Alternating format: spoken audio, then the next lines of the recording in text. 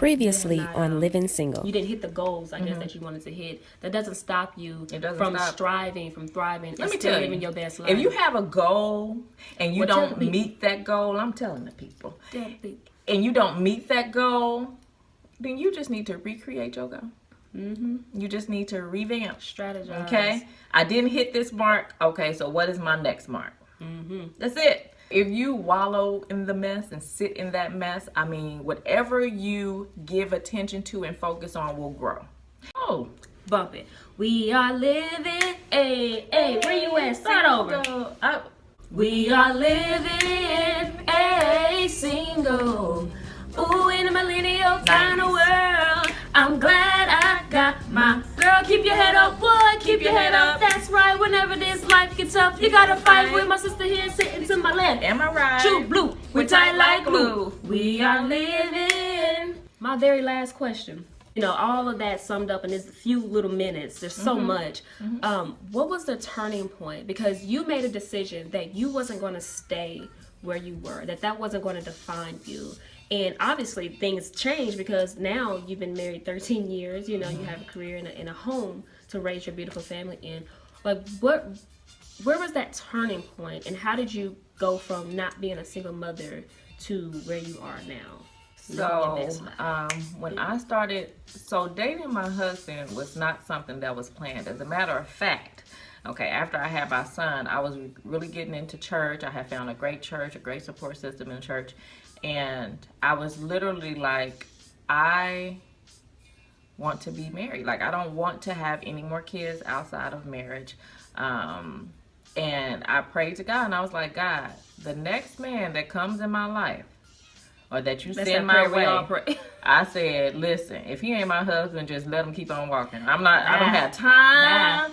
I don't have time. I don't want to go through the broken hearts anymore and the boo-hooing and crying. I don't want to do none of that. Okay, so first off, I was praying that prayer. When Chris came into our life, me and Xavier's life, I was not looking for a relationship.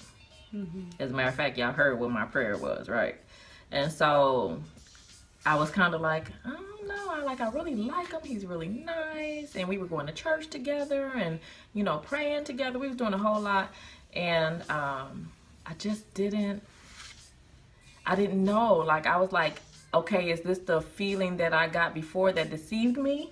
Or is this like for real, you know? And so we just tried to stay on track, you know. Not saying we did everything perfect, but we just tried to stay on track together. And it became a point too, after I graduated. He graduated a year later. He was in engineering too, so he graduated a year later. And neither one of y'all in your engineering. Ain't that something? Neither one of us is engineering today. All right. But it's cool. It prepared us for a lot of things. Though. Yeah. But anyway, so it was a moment in time where we broke up for 6 months. After I had moved away and got a job and was raising Xavier, and we were trying the long distance, and we broke up because he was seeking God on if I was his wife or not.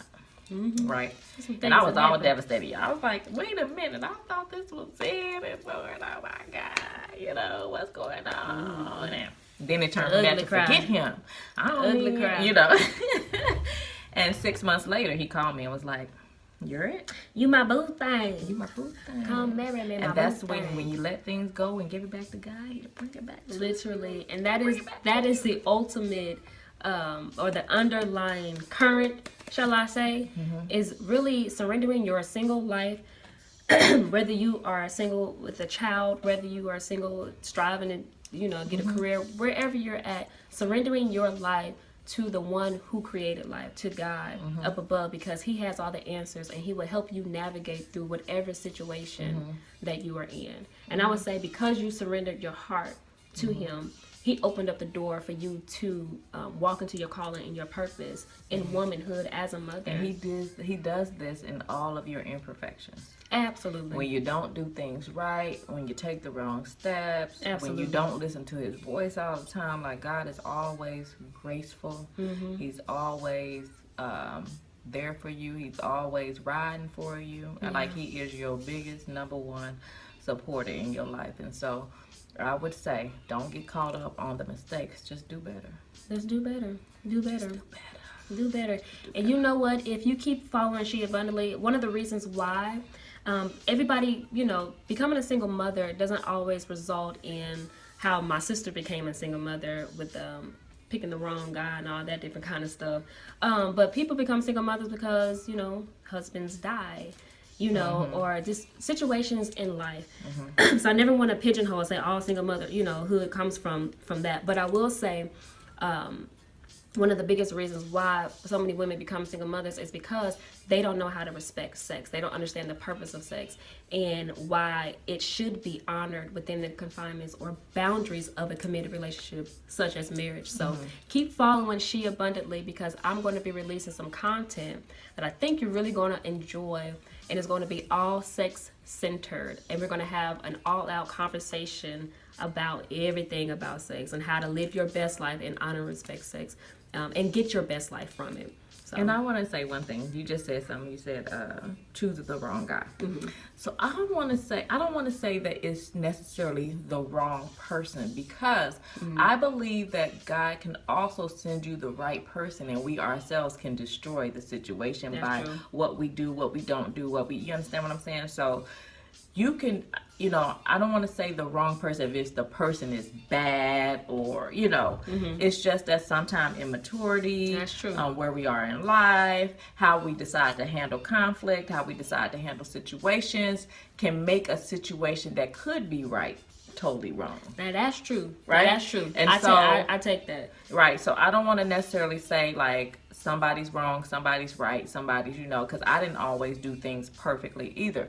But how we handle things, and that's one thing with being a single mother taught me, is how to and not handle situations.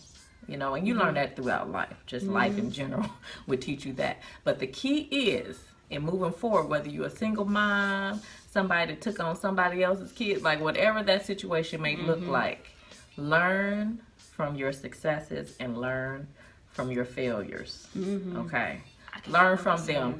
Wisdom, I always say, wisdom does not come with age. Wisdom comes with what you do, with what it is that comes to your way. Okay, there's a lot of old fools and a lot of young wise people. So it does not come with age. It comes with what you do, with the information you're presented with. Do I learn from it, or do I ignore it and live how I want to live anyway? And I can't help but say though, some of these dudes out here are just straight up jokers. Like some people just it should have never went past hello. So like she said, this is true. Learn from it. Because it really is some straight up Negroes. So what I say about that is, if I had certain standards and I stood to those standards, right on, certain things would have never occurred or would never, you understand what I'm saying? So the key is stick to your standards, stick to your morals, stick to your what you expect from yourself, and what you like, keep those guards up. Like ain't nothing wrong with guards. Keep those jokers up.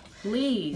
Keep your discernment intact. Like, please, because you are saving yourself from so much heartache and pain. Had you settled and let some guy in just for the sake of convenience, or for the sake of I just need a man to raise my child, what do you think would have happened? Because so many single mothers are feeling like I need somebody to help me raise this child, so I'm just gonna let any dude into my life. And women do it all the time. All the time. Like, what do you think would have happened to you? Would you be where you are today if you did? You know what? I feel like I wouldn't think so much of what would happen to me versus of what would happen to that child. That's true. My concern is always the child. Like, I don't think that people realize the people you bring in your life, especially when you have children, have a major effect on your children. Yes, it does. I don't think there's enough emphasis and focus on the damage that could be done to that child. Yeah. You bring these certain people in your life, you don't know if they predators, you don't know if they have issues of abandonment or issues of abuse that have not been dealt with. Like, you don't know what internally is going on with people. Yeah. And so I think we need to be more protective of our children. Absolutely. And not just override the protection of our children for the sake of I'm lonely. Yeah. Because so many stories of men coming in. My mother's boyfriend touched me, molested me, raped me. Or you hear men, that same thing. Or yeah. I mean, vice so versa. that's always my top priority when it comes to. You gonna be I'm always A-okay. like, I was always like in my mind like, what does this look like with my son? Yeah, and life is not over. Life is just taking a different route. You're gonna have to find new ways to get to that goal, like you said. Re-strategize and all that good stuff. And you're gonna be just fine. Absolutely. Don't settle in between. Strive to live purposefully. And when you have kids, your goals change, because now you're not only thinking of self, you're thinking of my child too. So now you have a whole nother set of expectations and goals and requirements for anyone to even infiltrate or try to come in.